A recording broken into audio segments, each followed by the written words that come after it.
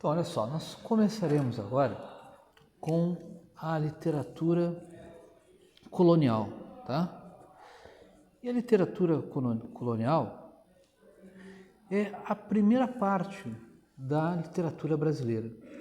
Se nós olharmos assim como que... se nós realizarmos um olhar macroscópico para a literatura brasileira, nós perceberemos que ela é dividida em duas grandes partes. A primeira parte da literatura brasileira nós chamamos de literatura colonial. A segunda parte da literatura brasileira, então nós entramos na literatura nacional, certo? Então assim, a literatura colonial, ela começa quando? Ela começa em 1500. E vai até quando? Ela vai até 1836, tá certo? Então vamos lá. Ela vai até 1500. Então, o que aconteceu de importante em 1500? Foi o descobrimento do Brasil. Por isso a literatura colonial começa em 1500. Não, muito enganado. Não é isso não. As fases da literatura, os seus momentos, eles não são delimitados por acontecimentos políticos, sociais, econômicos. Não, eles são delimitados por eventos literários. Que eventos? A publicação de uma obra, por exemplo. Então veja só, a literatura colonial começa em 1500 porque é em 1500 que Pero Vaz de Caminha, o escrivão da frota do Pedro Álvares Cabral, redige, dia 1º de maio de 1500, a Carta do Descobrimento. A Carta do Descobrimento que inaugura a nossa literatura e que por muitos críticos é conhecida como a nossa certidão de nascimento do povo brasileiro. Foi o primeiro documento escrito com um olhar europeu sobre esse terreno, sobre aquele pouquinho de coisas que se conhecia sobre os seus nativos, tá? Então, a literatura colonial começa aí em 1500 e por isso ela tem um nome muito sugestivo. A primeira parte da literatura colonial. Qual o nome dela? É quinhentismo. Por quê? É fácil saber, vocês sabem o que é. Porque começou em 1500. A literatura colonial ela é dividida em 3 fases, ela tem 3 períodos. Nós até poderíamos afirmar que ela é dividida por estilos literários que predominaram em determinada época, mas não é exatamente assim, né? Porque sobretudo por causa da zebra do esquema. Qual que é a zebra do esquema? É o quinhentismo e logo vocês saberão por quê. Quais são esses 3 momentos da literatura colonial? Quinhentismo, barroco e arcadismo. O quinhentismo, como vocês já sabem, tem a sua inauguração, o seu momento que marca o início é a Carta do Pero Vaz de Caminha em 1500. Agora o barroco, ele começa quando? Ele começa em 1601, tá? 1600. O que aconteceu em 1601? Que grande evento ocorreu em 1601? Foi a publicação do livro chamado Prosopopeia. É um título curioso, né? Prosopopeia, do Bento Teixeira. Livro esse que não há crítico literário no mundo que fale sobre ele sem dar uma alfinetada, dizendo assim: olha, ele está ali inaugurando o barroco não porque seja um grande exemplar, né, uma grande obra literária, é porque é o que tinha. Se era o que tinha, não tinha nada além disso, então foi ele mesmo, ganhou pela ausência de disputadores, né? Só tinha o Bento Teixeira com a sua publicação da Prosopopeia, então é um marco do início da literatura barroca. Então temos o quinhentismo com a Carta de Caminha, o barroco com a obra Prosopopeia do Bento Teixeira. E o terceiro estilo, o terceiro momento da literatura colonial é o arcadismo, ou a Arcádia, com um livro de título Obras Poéticas, né, do Cláudio Manuel da Costa. Tá certo? Então, quinhentismo, barroco e arcadismo. Mas o que nos interessa aqui é o início do início, né? É o quinhentismo. E sobre o quinhentismo é que nós conversaremos. Como eu disse para vocês, ele começa com a Carta do Caminho, né? No 1º de maio, quando Caminha escreveu a carta ao El Rei Dom Manuel I. Coisas interessantes a saber sobre essa carta. Essa carta ela ficou quase 300 anos guardada nos cofres da coroa portuguesa. Por quê? Porque ali havia uma quantidade enorme de informações que a corte portuguesa, que a monarquia portuguesa não queria que outros países soubessem. Afinal, era uma região recém-descoberta e sem exército no local, não haveria como protegê-la de possíveis outros países querendo colonizar o Brasil, que na época não se chamava Brasil, chamava-se a província de Santa Cruz. Então essa carta foi escondida por quase 300 anos. Então toda vez que você abrir e for ler a carta, saiba que você está fazendo algo que por mais de 300 anos ninguém poderia fazê-lo, tá? Outra coisa importante, tá? É o seguinte, o quientismo, ele tem, diferente dos outros momentos, dos outros períodos da literatura colonial, o quientismo ele tem dois tipos de literatura predominante. Quais são? A literatura de informação, a qual tem como maior exemplar o Caminha, com a Carta do Descobrimento, mas também tem outro autor muito importante, que é o Pero Magalhães Gândavo. Depois a gente vai falar um pouco sobre ele. Então, preste bem atenção. No quientismo nós temos literatura de informação e literatura jesuítica, ou literatura catequética. São esses dois fenômenos literários aí que caracterizam o quientismo, diferente dos outros, né? O barroco tem barroco só, o arcadismo tem arcadismo, mas o quientismo, porque ele é a zebra, é o diferentão, nós temos duas manifestações literárias que até muitos autores custam a classificá-los como literatura, porque quase não é literatura. Lembremos-nos do que é literatura. Literatura não é a arte da palavra, não é a nossa capacidade de, através das letras e do labor, do ofício com a palavra, com o vernáculo, produzir beleza, produzir catarse estética. Isso não é literatura? É. E literatura de informação proporciona isso? Não, não proporciona. Então, por este e outros motivos, alguns críticos não colocam a literatura de informação e a literatura jesuítica ou catequética lá na sua história da literatura, mas outros tantos colocam, e por bons motivos. Depois a gente conversa sobre esses motivos pelos quais nós, dentro de estudo da literatura, colocamos gêneros quase não literários, né, nele, tá? Mas então, literatura de informação e literatura jesuítica. Carta de Pero Vaz de Caminha. O que diz a Carta de Pero Vaz de Caminha? Ele inventa um monte de coisa, porque pouco se sabia sobre aquele território. Tinha acabado de encontrar ele, deu uma passeada por lá, conversou com alguém, eles não conheciam o Tupi, mas são as primeiras impressões do europeu chegando aqui nessa terra, e são impressões promissoras. Quer dizer, eles não sabiam se tinha ouro aqui, mas suspeitavam que muito provavelmente tinha. Não sabiam se tinha prata, minérios e tudo mais, mas era quase certo que tinha, pelo tamanho que era esse negócio aqui. O que eles viram, com certeza, que era uma terra muito chã, como comenta o Pero Vaz de Caminha, e que tem muitas águas, e que, pelo que parece, qualquer coisa que se plantar aqui vai nascer. Tudo que se planta aqui dá. Já ouviram falar isso? Então, estava lá na carta do Pero Vaz de Caminha. Outra coisa interessante e importante a gente notar da carta é que Pero Vaz de Caminha, quando ele olha para o nativo, para o indígena, ele tem uma expressão adocicada, né? Um olhar generoso para o indígena. Tanto é assim que na carta ele diz para o rei Dom Manuel que assim, olha, aqui muito provavelmente tenha ouro, tenha prata, tenha diamantes, a terra é muito boa, mas vou dizer para o senhor, o maior tesouro desta terra são os indígenas, são os índios que aqui habitam, né? E eles, com esforço do Senhor, Sua Majestade, serão convertidos, e este será o grande feito nosso aqui nessa terra, porque os índios são o nosso grande tesouro, as almas dos índios a serem convertidos, esta é a nossa missão, né? A principal missão, e os índios são o nosso grande tesouro, o índio é o nosso grande tesouro. Veja quanta generosidade, ele tece elogios aos indígenas, dizem que eles são muito bonitos, que eles são muito formosos, fortes, de corpo bem constituído. Elogios e elogios aos indígenas, tá bom? Então a gente vê essa generosidade com o indígena. Olha só, uma coisa bem interessante da carta. A carta não é muito grande, a carta deve ter o quê?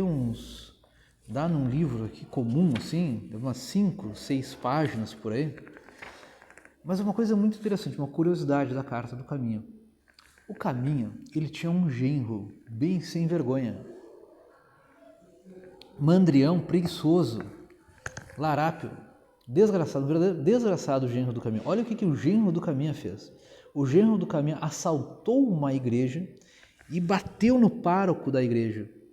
E por conta deste seu delito, justamente, para mim ele merecia coisa muito pior, mas por conta deste seu delito, ele foi exilado para a África. E ficou lá na África exilado. E o Caminha, no final da carta, no penúltimo parágrafo, olha o que o Caminha fala. E pois que, Senhor, é certo que assim neste cargo que levo, como em outra qualquer coisa que de vosso serviço for, Vossa Alteza há de ser de mim muito bem servida. A ela, Vossa Alteza, né, peço que, por me fazer graça especial, mande vir da ilha de Santo Tomé a Jorge de Osório. Esse era o genro que bateu no padre, o genro do Caminho. A Jorge de Osório, meu genro, o que dele receberei em muita mercê. Quer dizer, olha, fiz todo esse trabalho para o senhor, rei, agora alivia a barra do meu genro que bateu no padre, manda ele de volta para Portugal. Olha só, não sei o que aconteceu, não sei se o genro dele voltou para Portugal. Eu sei que o Pero Vaz de Caminha, saindo daqui do nosso território, futuro Brasil, né, ele foi para Calicut. Lá em Calicut ele morreu. Houve lá uma revolta e morreu por morte de espada, numa luta corporal, meteram a espada no Caminha e morreu no mesmo ano.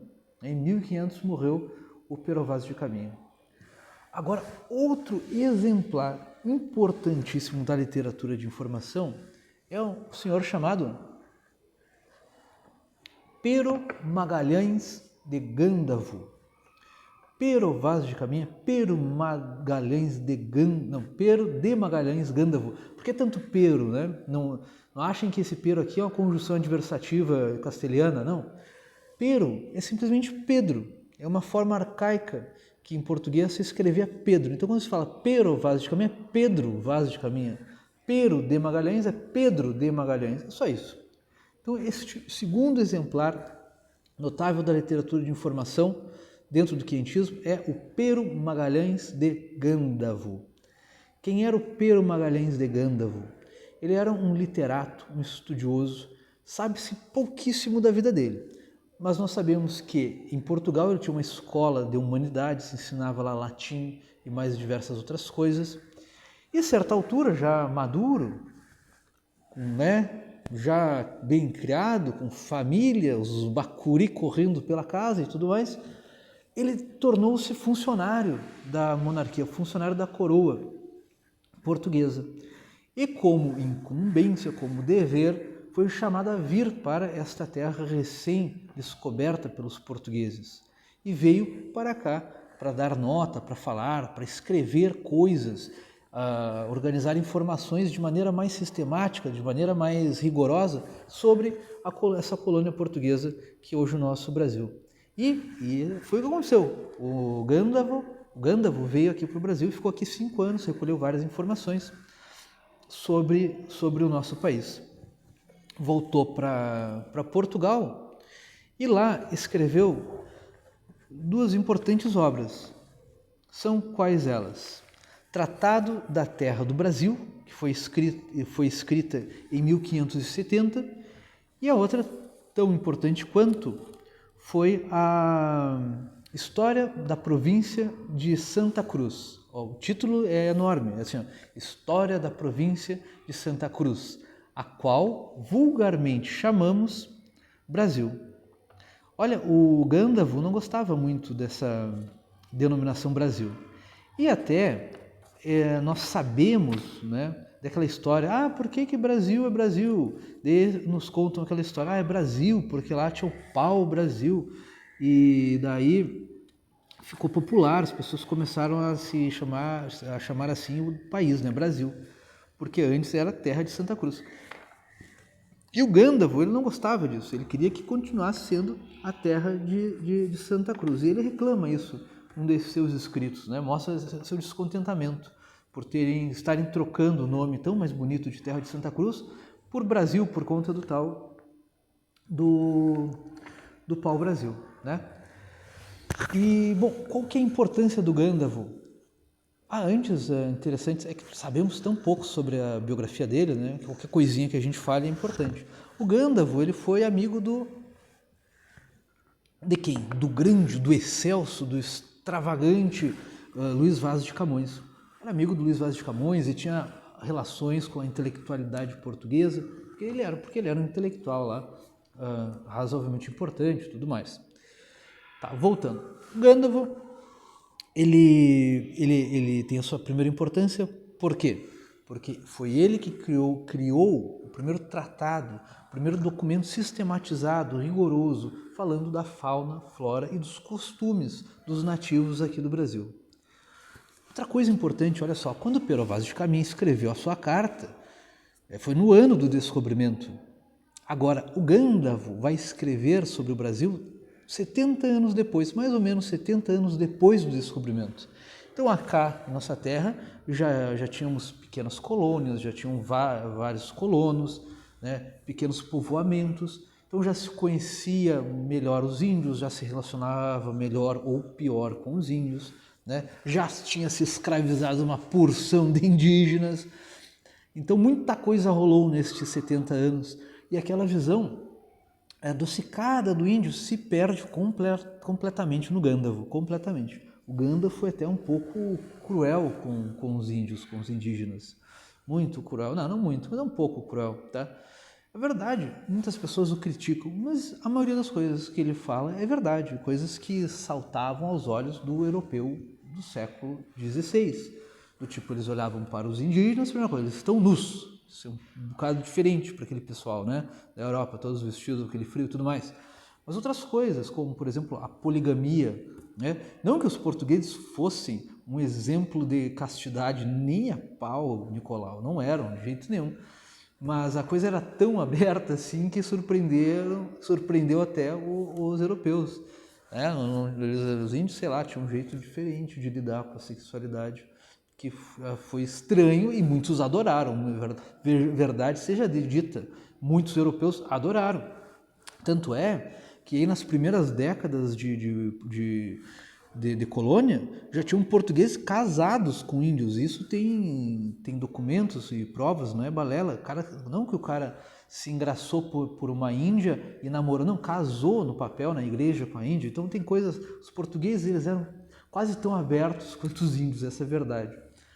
Mas o Gândavo escreveu sobre, não, eles não têm, eles são polígamos, eles são vingativos, eles são preguiçosos, tem que tomar cuidado com esses caras, e veja só, a língua deles é muito baixa, é muito ralé a língua deles, porque daí ele entra com uma piadinha, olha o que o Gândavo diz, a língua deles é tão baixa que não tem a letra R, não tem a letra F, não tem a letra L.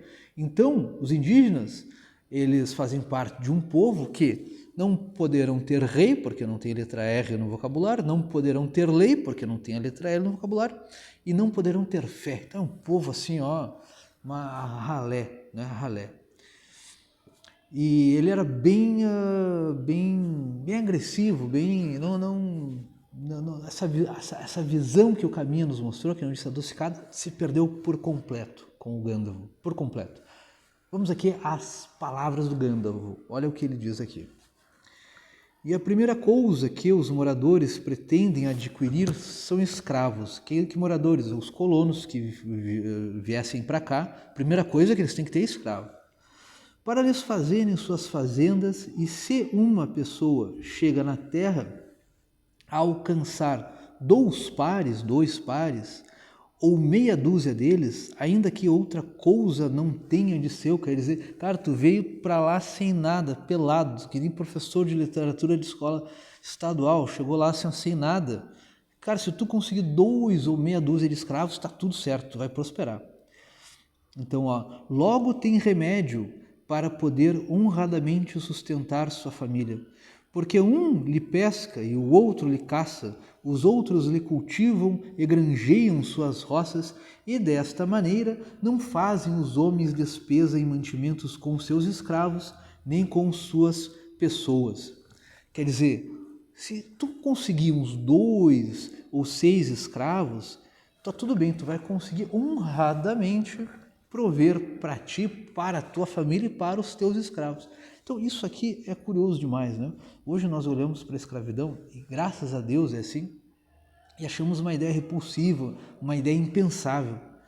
Mas não podemos ser anacrônicos. Para a época não era esta a visão, não era isto que eles pensavam. Os europeus, veja só, era tudo bem, não tem um problema moral aí eu ter escravos. Daí a gente pensa, nossa, como os europeus, caucasianos, brancos, homens são terríveis, né? Vieram aqui sujeitar os índiozinhos tão inocentes e fofes a serem escravos deles. Saiba de uma coisa, muitos indígenas, muitos agrupamentos indígenas, não só tinham escravos de outras tribos, escravos indígenas também, como ainda os comiam de vez em quando, porque eles eram faziam antropofagia, eram antropófagos, quase engolia minhas palavras, melhor engolir as palavras do que um outro ser humano. Mas então, antropofagia era o arroz e feijão aí da maioria das tribos, e pegar um prisioneiro de guerra e fazê-lo a realizar serviços, fazer com que esse prisioneiro de guerra se tornasse um serviçal por muito tempo, para depois ainda talvez até vir a conhecer a parte interna da barriga dos indígenas, isso era normal para eles, tá me entendendo? Então assim, para aquela época, tanto para europeus quanto para indígenas, a escravidão não tinha este olhar, eles não olhavam para a escravidão como nós olhamos. Isso, e é bom a gente pensar isso, para que nós não tratemos a história do nosso país, a história da literatura, de uma maneira maquineísta, né?